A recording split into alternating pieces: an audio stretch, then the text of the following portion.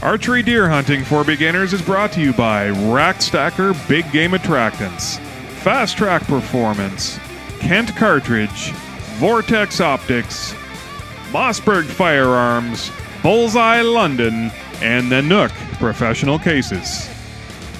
Hi everybody, it's Carl and Ian from the Real Outdoor Experience. Thank you so much for tuning in to episode 10. We're going to discuss optics when archery hunting for deer. Stand by, we'll get right back to it right after this message from Rack Stacker.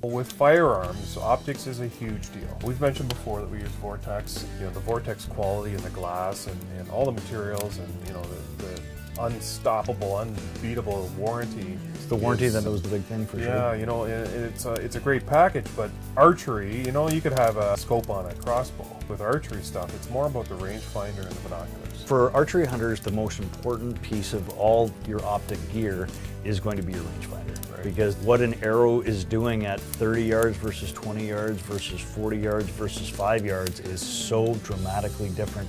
Picture throwing a football. You know, if you're going to try to throw a football 10 yards versus to somebody that's 30 yards away, that ball's got to take a very big arc, and knowing where your target is sort of in that arc is, well, it's the difference between a good clean harvest and a wounded animal or a complete miss. Something else that I like about the Vortex rangefinder is the compensation that it will make the adjustments for in your yardage. You know, you're 20, 25, 30 feet in the air.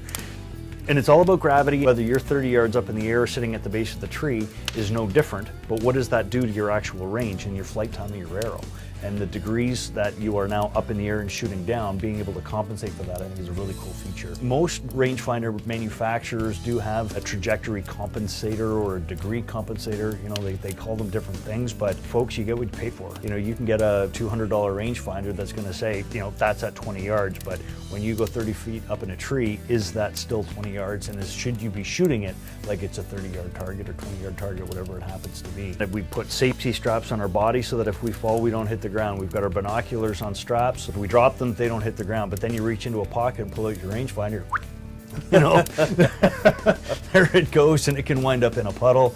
It can wind up banging on rocks. Get something, again, that is either, you know, really protected or protected by a really solid warranty. And again, this is the thing that I love about Vortex. You don't have to mail it to them and say, you know, big long explanation, wait 6 months for them to decide if they can fix it or if you were just silly because you dropped it, or you could just take it back to, you know, any Vortex dealer and say, you know, I broke this. You break your scope the opening day of deer season, you don't get it back in hand for 4 months. That's doesn't really help. When you're rifle hunting or shotgun, using binoculars and being able to really take a good look at what you're shooting at longer distances, you know, good quality binoculars that are going to gather light and let you see clearly in low light conditions are really, really important. On a rifle or a shotgun, muzzleloader or a crossbow, having a good target acquisition, a good reticle that fits naturally to your eye, going to give you the confidence of being able to make a good clean shot, and the light gathering for low light conditions are fantastic.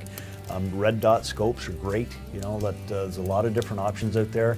You get what you pay for. They're all going to do good things. Some are better than others, no question.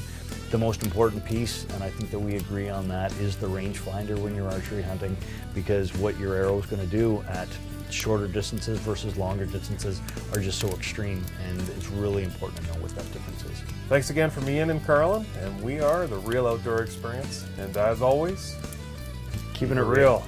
Thanks. Take care for now, folks.